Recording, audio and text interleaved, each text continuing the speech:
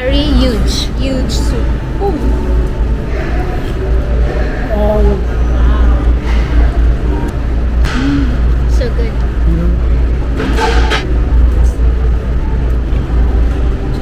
not. Nothing. You gotta get a permit. What the hell wrong with them?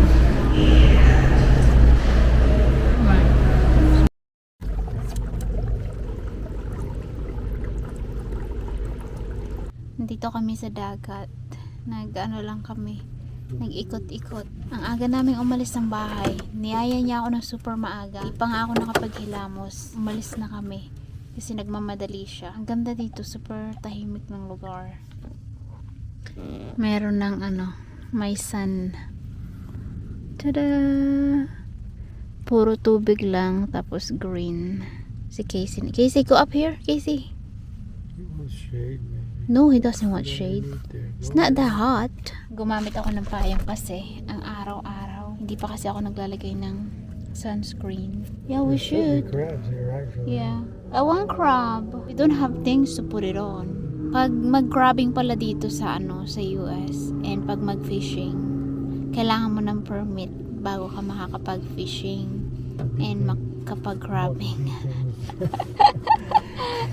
So palagi kayong kukuha ng permit, pero may age na hindi mo na kailangan. Pag I think 65 plus, hindi mo na kailangan kumuha ng license or permit para mag-crabbing or fishing. Umalis kami ng bahay, nilalamig ako, so nagsuot ako ng sweater, pero hindi na masyadong malamig ngayon. Tanggalin ko na nga. Is that okay when I sit like this? Fine. I need a better chair because like my back is hurting when I'm sitting too long. We need a stadium chair to put on here with a little backrest. Yeah, that's what I need. Casey, listen. Did you see that? I'm I'm trying to talk to him, I'm not pestering him. Casey, look at me. Not listening to me now. I shouldn't listen to you. Because you keep saying things to him. Pond in there. Tsura. Magkampihan yan silang dalawa. Perfect yung weather today. Gamit namin yung super small na battery. Electric yan siya. You were there at the water motor. Yeah. Ito yung harapan. Tapos, ayan ang ating view. Very nice. Quiet. Ito yung back.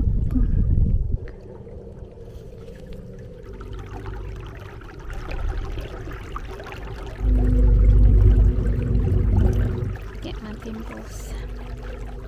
Super bad. Oh, yung araw. Uy! Hot! I can't live without umbrella. Ayan ni Alex na may payong. It's getting shallow. Na-boring na kami dun sa lupa. So, sa tubig naman kami magagala. Dapat pala nagdala kami ng pagkain para nag-picnic na lang kami. Meron din kasi mga isla kaming nadaanan. Kaso nga lang, sabi niya hindi naman siya gutom. Kaya late na rin kasi kami kumain ng almusal.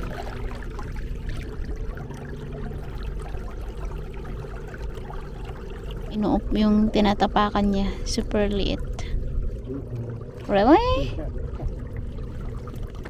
Back it up. Oh, there's a fishy. Oh my, oh my, oh my! You gonna hit it! Ah! Aroy! Oh my god, it hurts. See, mayroon dong creek, kaso hindi kami kasya. What if we walk? Let's try to walk. Oh, if you're not gonna go with me, I'm not going. Super long. Look at that. Sayang, hindi tayo dun makapunta. Papasok tayo dito sa maliit na creek. Ang haba niya. Tingnan natin kung makakapasok tayo dito. Naririnig niyo ba yung tubig? Yung ingay? Sana naririnig niyo.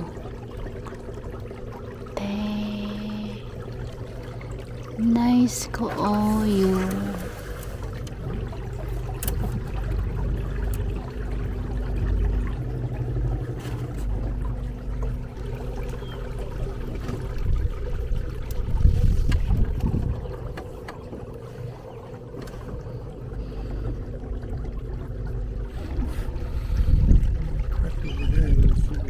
Yeah. May another creek but shallow. Might connect. I didn't think it did. Oh yeah. So, Kasi gustong gusto niya lagi nasa front. Oh, shallow! Super shallow, guys. Look. We might need to push with the stick. Oh no. Nope.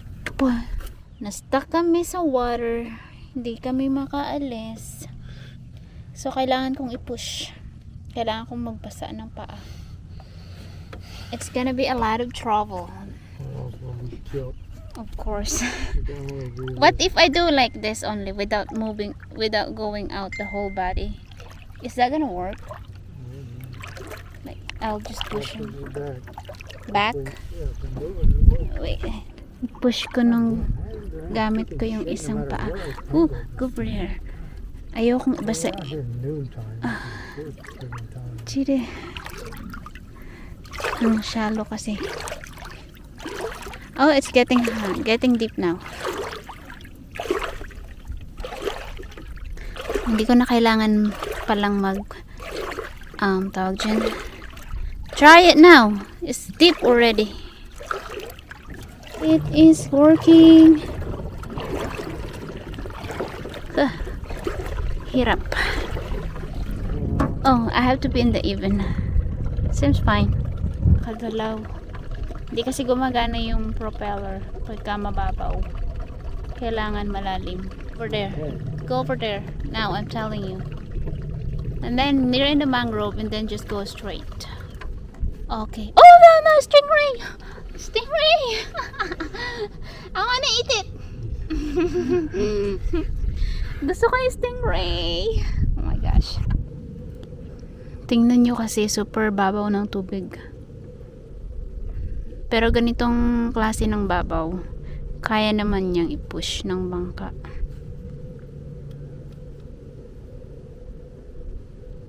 Tada, tingnan nyo ang lawak. Ito yung bangka natin na ginamit. Yan lang siya, maliit lang siya. Tapos nandito ito yung battery natin na ginamit. Tapos ito yung propeller ba to? Propeller tawag ko dyan eh. Yung parang pang control para sa left and right kung saan ka pupunta. Ito yung upuan na ginamit ni Alex. So ganyan yung itsura ng bangka. So yan lang yung bangka. Ganyan siya kalaki. Perfect lang kaming tatlo.